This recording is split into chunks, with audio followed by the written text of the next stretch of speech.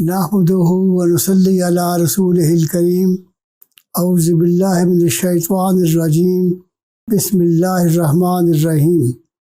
ناظرین، آج ہم ایک سیریز جس کا عنوان ہے قرآن فار یو کا آغاز کر رہے ہیں۔ اس میں اسلام کے خاندانی نظام کے مختلف پہلوؤں پر جو رہنمائی ہمیں قرآن و حدیث سے ملتی ہے اس کا ہم ذکر کریں گے۔ ہمیں یہ معلوم ہے کہ نہ صرف عام لوگ بلکہ خواص بھی ان دینی تعلیمات سے آگاہ نہیں جو اللہ کے رسول نے ہمیں آئلی زندگی کو اچھی زندگی بسر کرنے کے طور پر دی ہے۔ موجودہ زمانے میں سائنسی علوم کو ہی علم کہا جاتا ہے، جبکہ ہم علم کی اس اصطلاح سے اختلاف کرتے ہیں۔ ہمارے نزدیک علم وہ ہے جو انسانیت کے لیے بھلائی اور نفع بخش ثابت ہو۔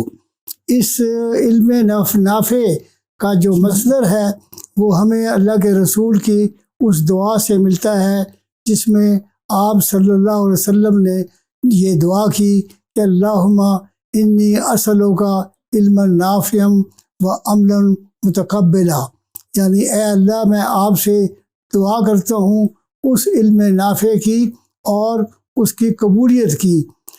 ناظرین، جس علم نافع کی دعا اس میں کہی گئی ہے اس کا ایک غیر نافع علم کا پہلو بھی ہمارے سامنے رہنا چاہیے، اور اس غیر نافع علم کی سب سے بڑی مثال دوسری جنگ عظیم میں امریکہ کا جاپان کے 2 شہروں ہیروشیما اور ناگاساکی پر ایٹم بم کا حملہ تھا، جس نے آن واحد میں نہ صرف لاکھوں جانوں کو موت کے گھاٹ چڑھا دیا بلکہ تمام چرند پرند اور دیگر جو ذی حیات وہاں پہ زندگی تھی اس کا بھی خاتمہ ہو گیا۔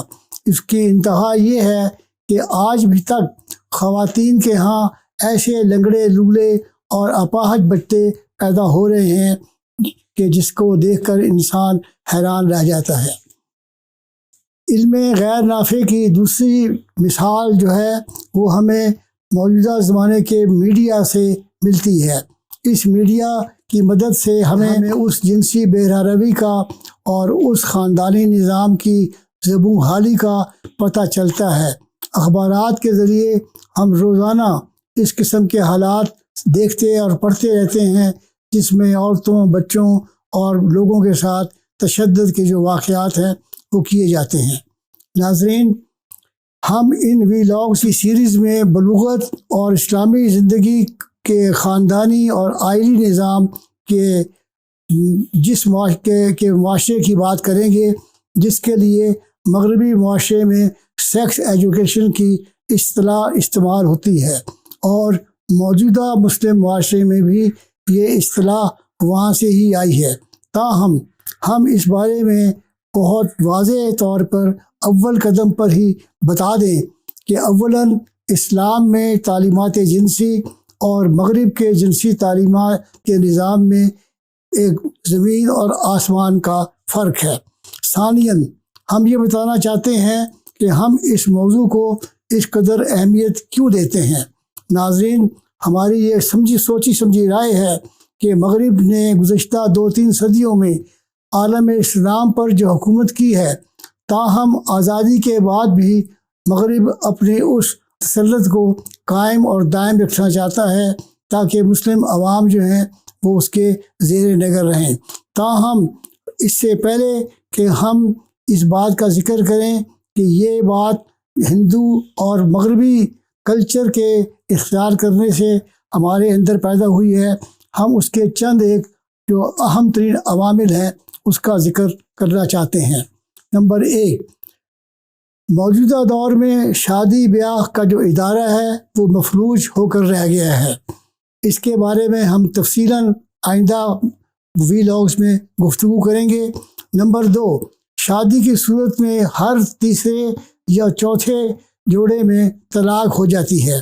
اس کے بارے میں بھی ہم تفصیلاً آئندہ گفتگو کریں گے۔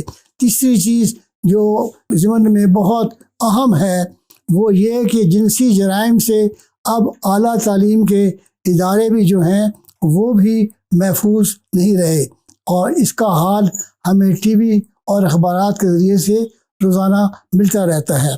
ناظرین، اس کے علاوہ ایک سب سے بڑی بات اور سب سے اہم بات وہ یہ ہے کہ بیجنگ پلس کانفرنس کے سفارشات کے نتیجے میں ایسی ننگی تلوار ہمارے اوپر لٹکا دی گئی ہے، اور اس کی باغ دوڑ غیر سرکاری تنظیموں یعنی NGOs کی شکل میں ہم پر مسلط کر دی گئی ہے، جس کے تحت شادی کے ادارے کی حوصلہ شکنی کی گئی ہے، اور طوائفوں کو ایک نیا نام سیکس ورکرز دے کر ہم جنس پرستی، لیزبینزم اور گے ازم کو فروغ دینے کی کوششیں امت مسلمہ میں جاری ہیں۔